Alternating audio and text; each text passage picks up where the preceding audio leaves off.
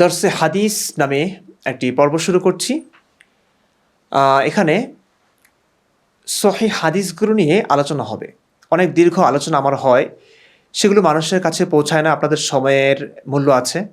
দীর্ঘ ভিডিও 1 ঘন্টা 1.5 ঘন্টা কিংবা 40-50 মিনিটের ভিডিওগুলো অনেকে হয়তো দেখেন না।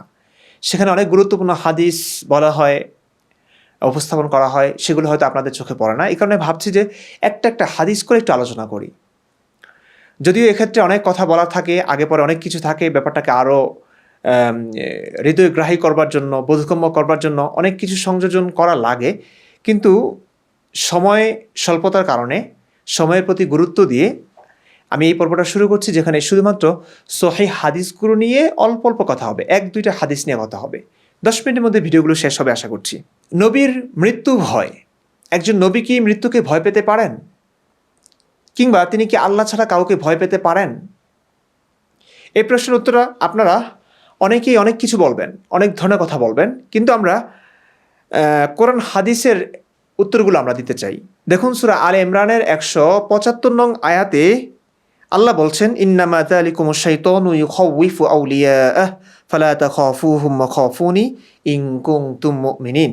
আল্লাহ বলছেন, সে তো শয়তান, সে তোমাদেরকে তার বন্ধুদের ভয় দেখায়। তোমরা তাদেরকে ভয় করো না, বরং আমাকে ভয় করো যদি তোমরা মুমিন হও। যদি তোমরা মুমিন হও তাহলে তাদেরকে ভয় না করে, কোনো মানুষকে ভয় না করে, শয়তানকে ভয় না করে আমাকে ভয় করো। আল্লাহ বলছেন আমাকে ভয় করো। ওকে, মনে রাখবেন। আরেকটা আয়াত পড়ে শোনাচ্ছি, সূরা জুমার আয়াত 36। আলাইসাল্লাহু বিকাফিন আবদাহু ওয়া ইউখাউইফুনাকা বিল্লাযীনা মিন দুনিহি ومن يضلل الله فما له من هاد। আল্লাহ কি তার বান্দার জন্য যথেষ্ট নন? আবার আল্লাহ কি তার বান্দার জন্য যথেষ্ট নন, অথচ তারা তোমাকে আল্লাহর পরিবর্তে অন্যদের ভয় দেখায়। আর আল্লাহ যাকে পথভ্রষ্ট করেন তার জন্য কোনো হেদায়েতকারী নেই। এখানেও আল্লাহ বলছেন যে আল্লাহর পরিবর্তে অন্যদের ভয় দেখানো এটা ঠিক না। আল্লাহকেই ভয় পাওয়া উচিত। পথভ্রষ্ট যারা, তারাই কেবল আল্লাহ ছাড়া অন্য কাউকে ভয় পায়। এতটুকু তো ক্লিয়ার, তাই না? ওকে, এখন চলুন আরেকটা কোরআনের আরেকটা আয়াত দেখাচ্ছি। সূরা তাওবার 13 নং আয়াতটাও একটু দেখুন। আলা তুকাতিলুনা কওমান নাকাসু আইমানাহুম ওয়া হাম্মু বিইখরাজির রাসূলি ওয়া হুম বাদাউকুম আউওয়ালা মাররা أتخشونهم فالله أحق أن تخشوه إن كنتم مؤمنين। তোমরা কেন এমন কওমের বিরুদ্ধে যুদ্ধ করো না যারা তাদের কসম ভঙ্গ করেছে এবং রসুলকে বহিষ্কার করার ইচ্ছা পোষণ করেছে, আর তারাই প্রথমে তোমাদের সাথে আরম্ভ করেছে। তোমরা কি তাদেরকে ভয় করছো, অথচ আল্লাহ অধিক উপযুক্ত যে তোমরা তাকে ভয় করবে যদি তোমরা মুমিন হও। এখানেও আল্লাহ তাআলা মুমিন হওয়ার একটা গুণ বর্ণনা করেছেন, শর্ত দিয়েছেন যে মুমিনরা আল্লাহ ছাড়া কাউকে ভয় করবে না, আল্লাহকেই মুমিনরা ভয় করবে। এটাই যুক্তিসঙ্গত, এটাই অধিকতর উপযুক্ত। ওকে, কিছু হাদিসেও এরকম বিবরণ আছে। নবী বলেছেন, সুনান তিরমিজি তাহকিককৃত হাদিস নং 1987 নং হাদিস, তুমি যেখানেই থাকো আল্লাহ তাআলাকে ভয় করো। নবী নিজেই ঘোষণা করেছেন। এবং সুনান আবু দাউদ হাদিস নং 4607। এবং আরেকটি হাদিস আছে সহিহ মুসলিম হাদিস একাডেমি হাদিস নং 1216। রাসূলুল্লাহ সাল্লাল্লাহু আলাইহি ওয়াসাল্লাম বলেছেন, আল্লাহর কাছে তার আযাব থেকে রক্ষা পাওয়ার জন্য আশ্রয় চাও, কবরের আযাব থেকে বাঁচার জন্য আল্লাহর কাছে আশ্রয় চাও, আর জীবন ও মৃত্যুর ফিতনা থেকে বাঁচার জন্য আল্লাহর কাছে আশ্রয় চাও। খেয়াল করুন, নবী বলছেন জীবন ও মৃত্যুর ফিতনা থেকে বাঁচার জন্য আল্লাহর কাছে আশ্রয় চাও। কার কাছে আশ্রয় চাইতে বলছেন আমাদের প্রিয় নবীজি? আল্লাহর কাছে। কোনো মানুষের কাছে না। কোনো মানুষকে ভয় করতে বলছেন না। কাকে ভয় করতে বলছেন? আল্লাহকে। আল্লাহকে ভয় পাওয়াটাই হচ্ছে মুমিনদের কাজ। ওকে, এখন আমরা একটা সহিহ হাদিস দেখি। সহিহ বুখারী তাওহীদ পাবলিকেশন হাদিস নং 2885 নং হাদিস। আয়েশা রাদিয়াল্লাহু তাআলা আনহা হতে বর্ণিত, তিনি বলেন, এক রাতে আল্লাহর রাসূল সাল্লাল্লাহু আলাইহি ওয়াসাল্লাম জেগে কাটান। তার ঘুম নাই, টেনশনে, ডিপ্রেশন। ওকে দেখি। রাসূলুল্লাহ সাল্লাল্লাহু আলাইহি ওয়াসাল্লাম জেগে কাটান। অতঃপর তিনি যখন মদিনায় এলেন এই আকাঙ্ক্ষা প্রকাশ করলেন যে আমার সাহাবীদের মধ্যে কোনো যোগ্য ব্যক্তি যদি রাতে আমার পাহারায় থাকতো। চিন্তা করেছেন অবস্থা।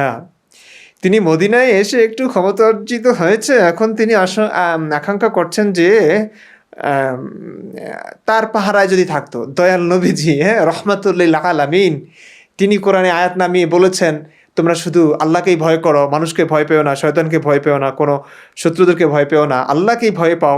হাদিসেও বলেছেন সমস্ত বিপদ আপদে আল্লাহকেই ভয় করো, আল্লাহর কাছে আশ্রয় চাও।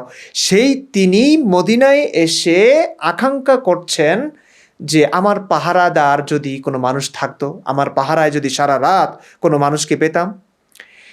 এমন সময় আমরা অস্ত্রের শব্দ শুনতে পেলাম। তিনি জিজ্ঞেস করলেন ইনি কে? ব্যক্তিটি বলল, আমি সাদ ইবনে আবু ওয়াক্কাস, আপনার পাহারার জন্য এসেছি। তখন নবী সাল্লাল্লাহু আলাইহি ওয়াসাল্লাম ঘুমিয়ে গেলেন। বুঝতে পারছেন ব্যাপারটা? নবী চিন্তায়, টেনশনে, ডিপ্রেশনে, ভয়ে ঘুমোতে পারছেন না।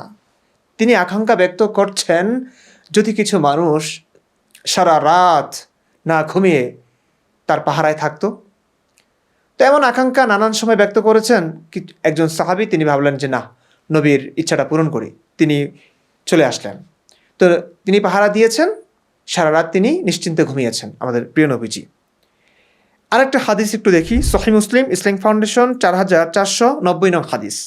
আনাস ইবনে মালিক রাদিয়াল্লাহু তাআলা আনহু হতে বর্ণিত যে রাসূলুল্লাহ সাল্লাল্লাহু আলাইহি ওয়াসাল্লাম যখন উহুদ যুদ্ধের দিন কেবল 7 জন আনসার ও 2 জন কুরাইশ সাথী সহ শত্রু বাহিনী কর্তৃক অবরুদ্ধ হয়ে পড়েন এবং তারা তাকে বেষ্টন করে ফেলে, তিনি বললেন, কে আমার পক্ষ থেকে শত্রুদের প্রতিহত করবে, তার জন্য রয়েছে জান্নাত। অথবা বললেন, সে জান্নাতে আমার সঙ্গী হবে। তখন আনসারদের মধ্যকার এক ব্যক্তি অগ্রসর হয়ে যুদ্ধ করল এবং পরিশেষে শহীদ হন। তারপর পুনরায় তারা তাকে বেষ্টন করে ফেলল এবং অনুরূপভাবে লড়াই করতে করতে তাদের 7 জনই শহীদ হলো। তখন রাসূলুল্লাহ সাল্লাল্লাহু আলাইহি ওয়াসাল্লাম সঙ্গীদ্বয়কে লক্ষ্য করে বললেন, আমরা সঙ্গীদের প্রতি সুবিচার করিনি, আমরা বেঁচে রইলাম অথচ তারা শহীদ হলেন। হাদিসটি সহিহ, বর্ণনাকারী আনাস ইবনু মালিক রাদিয়াল্লাহু তাআলা আনহু। চিন্তা করেছেন অবস্থা, প্রিয় দর্শক। একজন নবী যিনি পবিত্র কোরআনের আয়াত নামিয়ে মানুষকে একমাত্র আল্লাহকেই ভয় পাওয়ার কথা বলেছেন। হাদিসে বলেছেন দুনিয়ার সকল বিপদ আপদে আল্লাহর কাছে আশ্রয় চাইতে, কাউকে না ভয় পেতে, আল্লাহকেই ভয় পেতে, এবং মুমিনদের কাজ এটাই। সেই তিনি শত্রুর ভয়ে রাতে ঘুমাতে পারছেন না, তার পাহারাদার লাগে। সেই তিনি যখন যুদ্ধে যান, শত্রু বাহিনী কর্তৃক তিনি অবরুদ্ধ হয়ে পড়েন, তখন প্রাণ নাশের আশঙ্কায়, মৃত্যুর ভয়ে তিনি মানুষের কাছে, সাহাবীদের কাছে সাহায্য চান এবং তাদেরকে জান্নাতের প্রলোভন দেখান। কেন? জান্নাত কি নবীর কাম্য না? কাম্য ছিল না? নবী মরে যেত, শহীদ হয়ে যেত, কিংবা নবী মরবে কেন আল্লাহর ইচ্ছা ছাড়া? নবী তো আল্লাহকে ছাড়া অন্য কাউকে ভয় পাওয়ার কথা না। সেই নবী আল্লাহর কাছে যখন শত্রু বাহিনী কর্তৃক অবরুদ্ধ হয়ে পড়েন, তখন তিনি আল্লাহর কাছে সাহায্য না চেয়ে মানুষের কাছেই কিন্তু সাহায্য চাইলেন। কি মনে হচ্ছে আপনাদের কাছে? কি মনে হচ্ছে আপনাদের কাছে একটু জানতে চাই।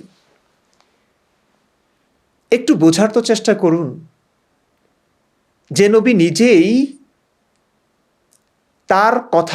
তার বলা কথাগুলোকে মানতেন না, সেই কথাগুলো আজ আমরা মানছি। আজ আমরা শুধু মানছিই না, আমরা যৌক্তিক আলোচনা করলে আমাদেরকে মারার চেষ্টা করা হচ্ছে সেই নবীর প্রতি ভালোবাসায়। চিন্তা করেছেন অবস্থা? ভাই, নবীগিরি তো শেষ। এরকম একটা দুটা প্রমাণ থাকতো, জীবনের সব কিছু বিসর্জন দিয়ে এই পথে আসতাম না। বাংলাদেশে ধর্ম ব্যবসা করতাম, মসজিদ মাদ্রাসায় ইমামতি, শিক্ষকতা করতাম, মাহফিলে ওয়াজ করতাম, লক্ষ লক্ষ টাকা ইনকাম করতাম, 4-5টা বিয়ে করতাম, 4টা বিয়ে করতাম, সুন্দরী সুন্দরী নারী, সব যোগ্যতাই তো ছিল, করতে পারেনি। কারণ এই ধর্মের কথা বলে আপনাদেরকে অন্ধ করে রাখা হচ্ছে, বোকা বানিয়ে রাখা হচ্ছে। আপনাদের পকেটের টাকাগুলো আলেমরা ছিনিয়ে নিচ্ছেন। অনেক আলেম বুঝেন, বুঝেও তারা কি করবেন? সত্য কথা বললে আপনারাই তাকে মারবেন। আমি আলেমদের দোষ দিচ্ছি না, আমার পিছনে হাজার হাজার আলেম আছেন, তারা আমাকে সাপোর্ট করেন, সমর্থন দেন, ভালোবাসেন, আর্থিক সমর্থনও করেন, মাঝে মাঝে ওয়াজ করেন, টাকা কামান, তো তুমি তো ওয়াজ করতে পারছো না ভাই, তুমি তো এমন একটা কঠিন পথ বেছে নিয়েছ, ইনকাম নাই, কিছু নাই, মৃত্যু ভয়ে পালিয়ে বেড়াচ্ছ, তা আমাদের কিছু হেল্প নাও। আমি নিতে চাই না, তারপর তারা খুশি হয়ে দেন। তোমার এই কাজটাই তো সত্যিকার কাজ। একটু চিন্তা করেন, আপনারা যতদিন না ঠিক হবেন, যতদিন না সজাগ ও সতর্ক হবেন, ততদিন পর্যন্ত আলেমরা আপনাদেরকে বোকা বানিয়েই যাবে, ধোকা দিয়েই যাবে। আলেমদের দোষ দিচ্ছে না, দোষ আপনাদের।